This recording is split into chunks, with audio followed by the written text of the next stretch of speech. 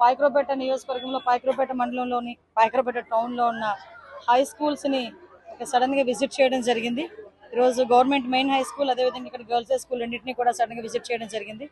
ఎందుకనంటే ఇక్కడ చుట్టుపక్కల గ్రామాల్లో ఎక్కడైనా, చుట్టుపక్కల ప్రాంతాల్లో ఎక్కడైనా ఈ గాంజాయి సప్లై కానీ, ఈ గాంజాయి సరఫరా కానీ జరుగుతుందా, లేకపోతే పిల్లలందరూ పరిస్థితి ఏంటి, వాళ్ళ మిడ్ డే మీల్స్ ఎలా ఉన్నాయి, వాళ్ళందరికీ సౌకర్యాలు బాగున్నాయా లేదా అనే ఉద్దేశంతో అవన్నీ వాళ్ళందరి దగ్గర తెలుసుకోవడానికి ఈరోజు 2 స్కూల్స్ రావడం జరిగింది.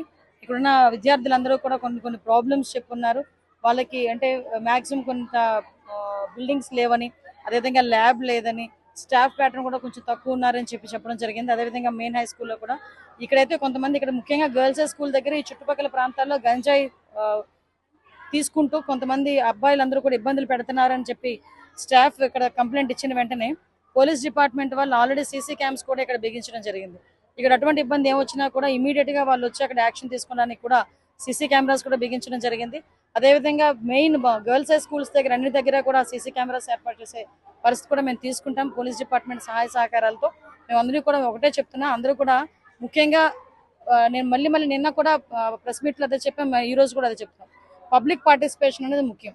ఎందుకంటే ప్రతి ఒక్కరు కూడా మాకెందుకులే ఊరుకుంటే రోజు రోజుకి పెచ్చురేగుతుంది.